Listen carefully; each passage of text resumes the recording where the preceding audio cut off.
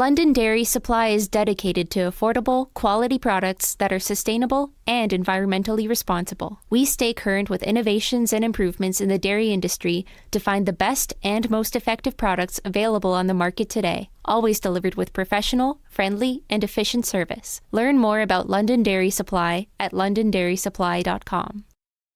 This podcast was recorded on the traditional territory of the Anishinaabe, Haudenosaunee, Ottawandaron, and Wendat peoples. This territory is covered by the Upper Canada Treaties. Shobita, you know what I like about this episode? What? Makes a lot of sense. And nickels and dimes and dollars? Absolutely. It's all about big digital change. Really? Come on, let's buck the system. No, really, stop it. I'm Adam Kaplan. And I'm Shobita Sharma. And if you haven't figured out already, this episode of Towards London is about fintech. And no, Adam, this does not mean technology from Finland. I was not going to say that. Fintech is short for financial technology, and we're going to hear about how the most risk-averse institutions in Canada are using 21st century methods to innovate while making sure your money is safe. And we're going to hear from dorm room friends who got together and hatched an idea that led them to rethink payment processing. You know, your credit cards and debit cards. And they did it in a way that made them one of Canada's fastest growing companies. And finally, we're going to crack the nut on bitcoins and find out how so-called taboo technologies are changing the very nature of money. Adam, can you grab me a book from the shelf behind you? Tolstoy's War and Peace. Actually, I think that reads Hunger Games. How did that get in here? You're holding a real physical book that's made of atoms just like anything else in the real world. Someone had to print it, ship it, and you had to buy it. And if you want to read it, you actually have to have it physically with you. Sure. But I can buy an ebook that's entirely digital. It's composed of bits. So that means I can get it instantly. And if I want to read it, I just need my tablet or a smartphone.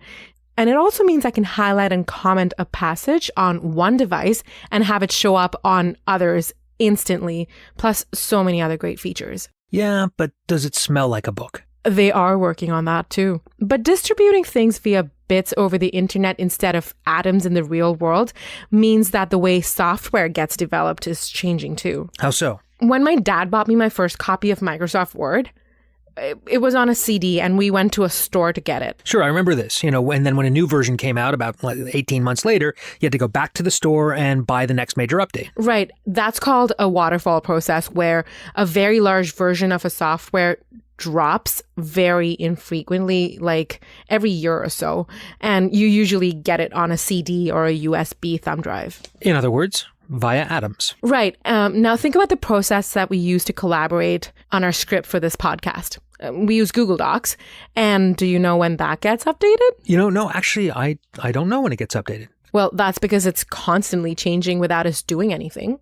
And to do this, Google uses a process called Agile, where software is updated frequently, sometimes every few days, and entirely behind the scenes. As bits. It's like they just don't need us atoms anymore. Almost made it through the segment. But what happens when software that's handling millions upon millions of dollars in transaction every day needs to get updated? And what happens when it's really, really, really old software? The software that I represent has been around for 20 years. There's a lot of functions that we have on the software for that 20 years that have evolved. And they evolve because customer needs change. Or new technology has come out and we want to be able to mimic that behavior. Tiffany Talbot is a Scrum Master at TD Bank in their technology division. Now, before Adam declares Scrum Master to be a made-up thing, here's what Tiffany had to say about it. So Scrum Master is a role within the Agile software development methodology. So overall, I'm responsible for managing a team of developers, quality assurance, designers, and business analysts. And all of those folks will be doing some software development in a 3-week time span. And then at the end of that 3 weeks, we're hoping to be able to have something that's shippable out to the customers. And so my role is to make sure that everybody can do their job smoothly, remove any impediments that might be preventing them from doing their jobs, and really shelter them so that they can focus on getting that work done in the 3 weeks. Wait a second, 3 weeks? They're pushing out new financial software every 3 weeks at a bank? in Canada? Well, Tiffany has been in this business for a very long time, 21 years. That's 1996. To put that into perspective, that's when Backstreet Boys were ruling the airwaves. I was in grade 6, and the very first episode of Third Rock from the Sun aired on NBC. I started originally with Canada Trust, so I've been in the FI industry for about 21 years in total. So I originally started with Canada Trust, and back then we had a very similar retail application that we were using. So when TD and Canada Trust merged, we kept that software. So TD inherited or adopted it, but instead of building something brand spanking new from bottom up, they just leveraged what Canada Trust had already, brought it over to TD, and then we branded it to the TD brand, and just kept building upon that. The retail application that Tiffany is talking about is the software that tellers use in the branch, and it's about as mission critical as any software can be. Well, sure. That makes sense. If the software doesn't work, people can't deposit or transfer money or really do anything that you would normally expect to do at a teller window. Not to mention what can happen if there's a security hole. But Tiffany assured us that there are a lot of checks and balances when it comes to security, and that allows her to focus less on risk and more on the value her team can deliver to the business. I think really what it boils down to is, what does the customer need? What are we lacking in our application to be that much better so that we can service that customer to whatever need that they have? We are also looking at what's existing on the application to make it better, whether it's faster or streamline that process. So for the teller. So, if it's 4 or 5 keystrokes right now, maybe we make it 2 keystrokes, but it's speeding up that service that they're providing to the customer too, so they're not waiting for long periods of time. So from my experiences, what can we do to make our application better to service the customers in a better manner? What gaps are on there? And then also, how can we improve that teller experience? More than just making transactions go faster at the counter, Tiffany is working on projects that are at the core of what TD is doing to support their customers, well, however they choose to do their banking. We want to have what we call an omni experience. So if a customer did their banking online and then walked into a branch or picked up the phone, they want to have the same customer experience across all of those platforms. So yes, our web based banking application certainly introduced this first, and then the retail branches are starting to follow suit, so we're building that omni platform. So what about when I go into the branch and the teller sees an alert come up on her screen and then she offers me a line of credit or something? Is that part of this? Absolutely. Tiffany talked about that too. There's an intelligence unit for that. So again, it looks at you as a customer and what products you have and what products potentially you could benefit from. And it looks at your type of your banking transaction that you've done. If you were in talking about perhaps some borrowing products, things like that. So yeah, there is some intelligence behind it. And it's basically based on your activity. All this means they need to be able to respond quickly to the needs of tellers and bank managers and bank customers. And that's why they need to ship out software every 3 weeks or so. So in the last year, they've moved over to this Agile software development methodology. And really what it means is that we can work in a collaborative fashion with all of those partners all at once. So we can hear their ideas. We can solution what they may want. We can talk about it, get their buy-in, and then go and build a real live product based off of that. And we can also pause in between if they decide to change their mind on something. So because we're collaborating all together and we're not sitting and waiting for one group to do this before I can move and do that, we are more flexible.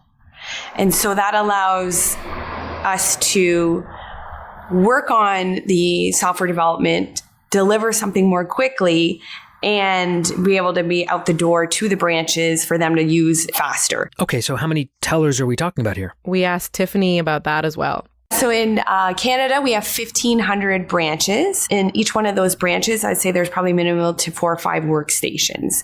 That's how many different people are working on the application at one time. For those of you who were not able to do the math, that works out to be between 6,000 and 7,500 people working on that software, and many times at the same time. We also got a chance to ask Tiffany where she saw things going. I think it really depends on the customer, how they want to do their banking. So if everybody starts shifting more to that self-serve or that online, then perhaps branches start to become advice centers, because people still want to talk to somebody, a living, breathing human being, especially when it comes to their banking needs or their investment needs or their borrowing needs. They want to be able to personalize with somebody and speak to somebody who's maybe been there, done that sort of thing, and still have that individual connection. We'll put links to resources about Agile software development on the episode 4 page of our website.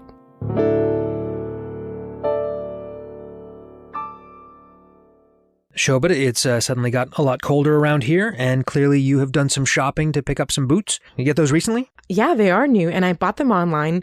And just as I was buying these gorgeous boots, I couldn't help but think about how much consumers' purchasing abilities have changed because of technology.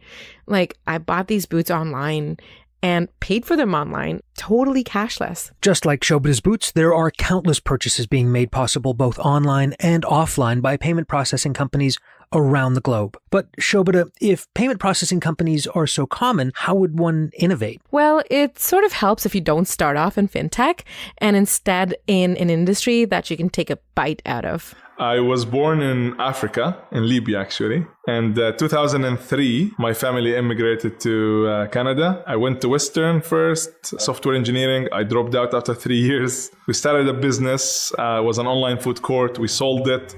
And then we started Zomaron, the payments company, out of a need from everything we experienced with the first company that we sold, based on how hard and how difficult it was for entrepreneurs to be up and running with payments.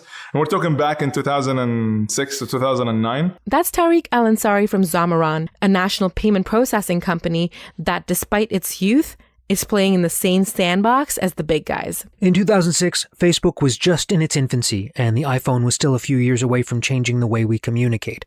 Online purchases, especially ordering food online, was still an alien concept, and so was online payment processing. And let's add another layer of complications. Tariq's customers were, well, exactly who you would think would order food online. They were college and university students, and they often didn't have credit cards. And if they did, they didn't like to use them because their limits were so low. That business, we decided to go cashless.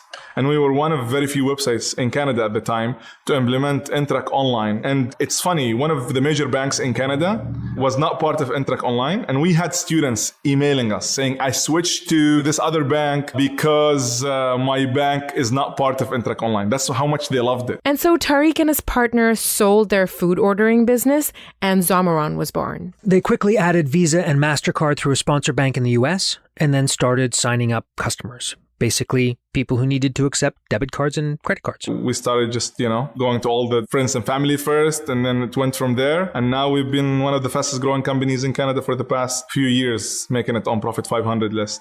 And to put this accomplishment into perspective, Tariq told us that 80% of payment processing in Canada is controlled by the major banks. So how does a payment processing company, something that's really not that uncommon, go from signing up friends and family to being on the Profit 500 list? For the people who are in the fintech space, they know that fintechs are actually enablers, and they're not competitors with the banks, and they're not a threat to the banks. And the banks realize this really well. That's why they partner with a lot of fintechs. We do not take deposits, and that's their bread and butter, right? So where we are just focusing on certain niches, we are enabling certain industries or certain market verticals where we see the banks are not playing in, for example. After a while, we found out that we gained certain penetration in certain markets, and we have a significant market share in things like in the medical industry and charities and the auto industry. And we were like, wait a second, we know this market. We are sizable. I wouldn't say significant, but we're a sizable player in that market. We have good network and a lot of merchants that are actually our customers that love us, that process in that market. Why don't we think of payments from a different perspective? Shobita, how do you think differently about payment processing? I sort of feel like that's trying to create a whole new peanut butter and jelly sandwich using bread, peanut butter, and jelly. It's the same result, it's just said differently. I like the analogy, but I'll let Tariq explain. So everybody in the payments industry thinks of payments as transactions and pennies and cents and dollars and basis points. If you put that on the side for a second and start thinking every transaction that shows up on my system is a user interaction, is a user experience that happened at my merchant and their customer. So if I'm processing money, payments for a car dealer, I shouldn't think of the transaction as a transaction, a payment transaction between the car dealer and myself. We started thinking of the user experience of that car dealer and their customer that walks into the dealer, and how can we enhance that user interaction. If you start thinking of their user experience and any pain points that you have, how you can improve their user experience, that's when you win big. You know what? I'm thinking about how much easier things have become now. Like, you can order a vehicle for hire online. You can order coffee with an app. Well, it is the age of the consumer, and convenience is key. This whole new term, the on-demand economy, like Uber or the Starbucks app, there is a lot of other value adds that they're providing to the consumer and to the partner, it be a charity or a taxi industry or the hospitality industry, whichever industry, because it first comes out of a need for convenience, but then you add everything else that you can add to it. So I thought the financial industry in Canada was super regulated. How can a fintech innovate with that much regulation? Well, Tariq said that the level of regulation is actually a benefit to fintech innovators, not just here in Canada, but globally. In his mind, it's the job of the innovator and the entrepreneur to solve the problems that people have in a way that's valuable to the customers. And it needs to work 100% of the time, every single time. The fact that a lot of the processes in the financial industry has a lot of manual pieces to it, that allows you as an innovator, as a fintech, to actually be able to introduce something different and win a market share. So with these manual processes, when you look at them, they're not put there by design. I would say it comes down to user experience. It's not about where you innovate, it's how you innovate. So a lot of it is the idea and then the execution behind the idea.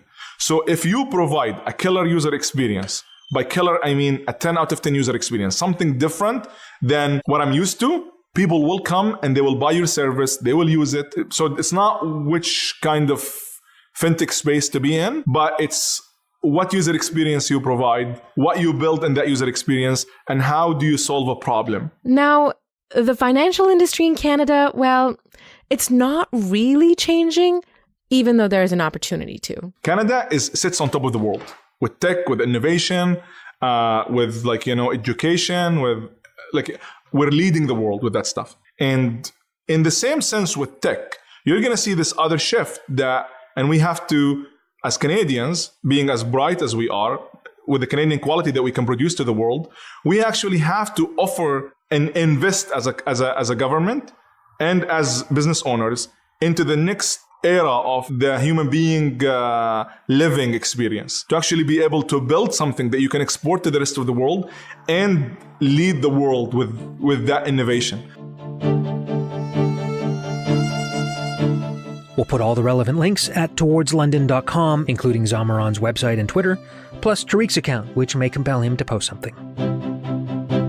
London Dairy Supply is dedicated to affordable, quality products that are sustainable and environmentally responsible. We stay current with innovations and improvements in the dairy industry to find the best and most effective products available on the market today, always delivered with professional, friendly, and efficient service. Learn more about London Dairy Supply at londondairysupply.com. Shobhita, in addition to your boots, it looks like you've done some jewelry shopping recently. Huh? That gold pendant, it's not new? No, in fact, it's very old. It's been in my family for generations. Gold is very important in my family. And not just yours, I think. The world's had a fascination with gold since the earliest days of civilization. Human beings around the globe have been fascinated by the stuff. Why is that? I don't know. But I bet we can give someone a call to find out.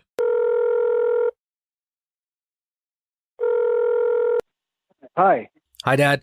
Thanks again for being available for this. Oh, good. Thanks, Adam. Thanks for calling. Dad, growing up, you would tell me and Mitch a bedtime story about some mysterious gold in the family. Would you mind telling that story again on tape? Okay. So a great uncle of mine owned some very prestigious properties in Montreal, actually around Canada. And in the Second World War, he was able to hide all of the crown's gold in a number of his buildings through Canada. And as a result of that, after the war, he received an OBE, that's the Order of the British Empire, for having done so. The crown's gold, as in Canada's crown corporations, that kind of crown? No, the Crown of England, the UK. They sent it over surreptitiously marked, in some reading that I had done, marked fish. And they were hidden there through the war. No one ever knew a thing about it. So why is gold so important? I mean, I understand that it's a rare element, but it seems like it's a pretty arbitrary thing to put as much value on as we do. And it seems like that arbitrary value has been around for a long time, and it seems like it's pretty much global. Well, gold, as you suggest, has been very rare and hard to find, literally hard to find, hard to mine, and it always has retained its value because it is perceived to have that value. And so gold has been a constant rarity throughout the millennium. Okay, it's rare. I get that. But is that it? I mean, it seems like there are other rare metals. Okay, so gold has always been a precious commodity because it's been rare to find, as you suggest, and it's been easy at the same time to mold and to form into jewelry. So people have always liked it, both to suggest wealth and to show that their wealth is there. But because it's so malleable as well, it's been easy to make into coin. And coin of the realm, so to speak, has always been gold up until modern times. I mean, okay, well, what about silver? Why not silver? That's another rare metal. Silver is not as rare as gold, is far more plentiful and won't retain its value much like gold, or won't have the same value or a value much like gold. But then one might suggest, well, what about platinum and those kinds of elements as well? And the fact is there's not enough platinum to meet what the need of gold has always met. So although platinum is rare, it wouldn't have the same amount of platinum to be able to be traded, so to speak. Thanks, Dad. Have a great evening. We will. Thanks. Thanks again, Dad. Bye. So I picked up on some interesting words there. Hard to mine, currency, coin. It all leads me to one conclusion. Still a mystery for many people, and that's a question that I get asked a lot. It's like, why does Bitcoin has value?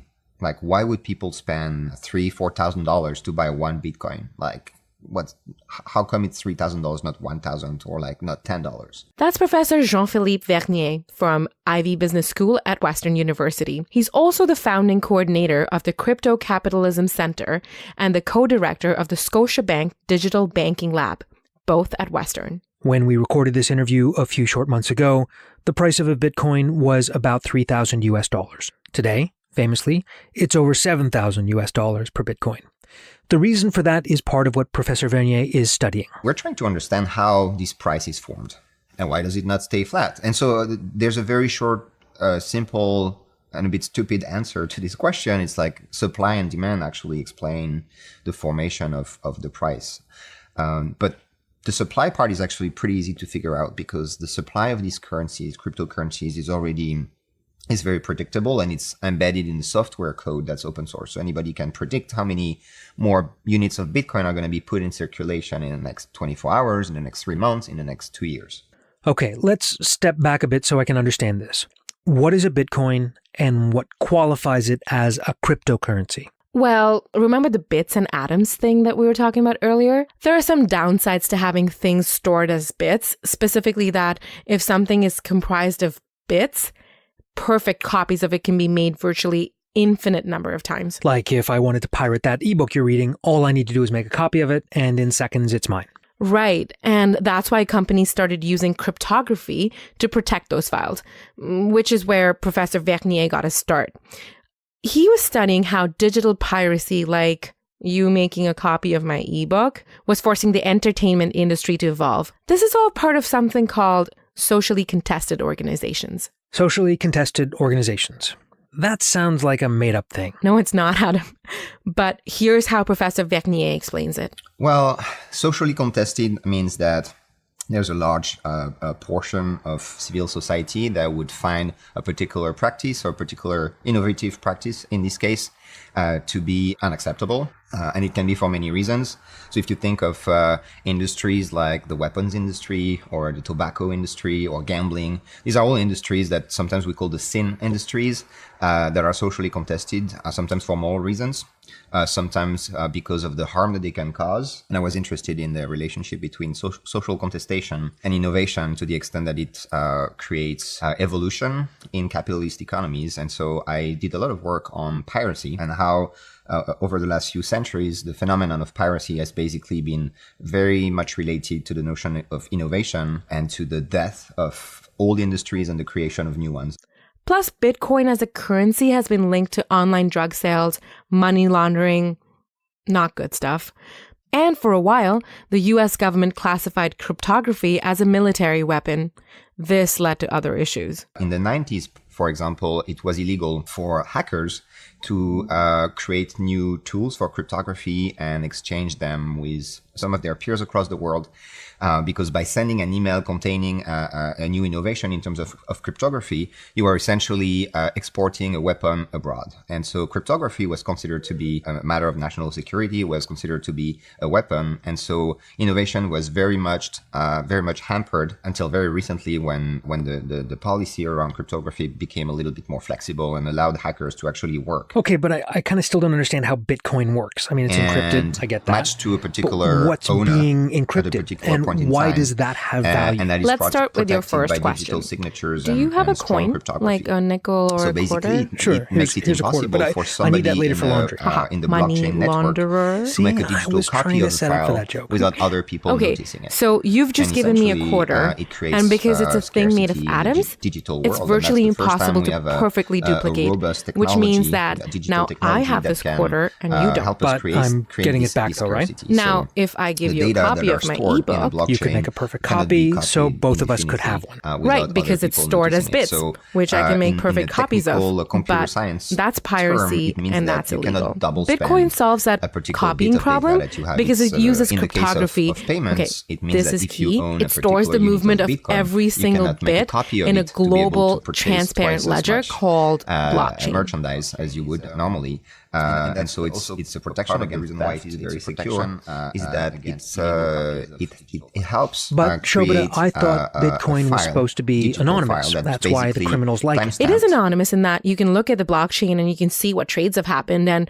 which digital wallet each Bitcoin is stored in, but you can't necessarily tell who the owner of the wallet is.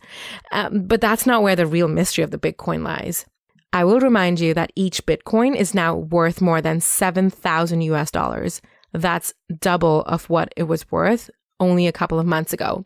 Professor Vernier helps us understand why this could have happened. So what is left to understand is demand. Why would people want to buy these cryptocurrencies? And there's a number of reasons why people would want to buy them. The basic reason is that they create value is by cutting costs in already existing industries. There are huge economies to be made by using blockchain technology in this area. And so if you think of all the transaction fees that are basically paid out to payment processors like Visa, MasterCard, Western Union, PayPal, etc., on a yearly basis, if you replace all these payment processors by cryptocurrencies, you're basically freeing billions of dollars. And these billions of dollars explain why Bitcoin has value, because Bitcoin is creating the possibility for freeing this cash that is now being captured by intermediaries. And so it's actually possible to estimate how much value can be created in new industries and how much cost can be cut in existing industries. If we have technologies today that allow us to potentially remove, at least partly, some of these intermediaries, we will be living in a very different economy. And some people say that we should come up with a different name for that economy because it will not look like the capitalism we've known for the last 400 years. It will look like something else. So some people have proposed the term crypto capitalism to describe an economy that's disintermediated and where people are able to transact peer-to-peer using cryptography as a source of trust, as opposed to using intermediaries as a source of trust. And so this is a very interesting aspect of these technologies, that they're forcing a lot of companies to react if they want to survive in the long term. We'll put unencrypted links to Professor Vergnier's website and Twitter on the episode 4 page of towardslondon.com.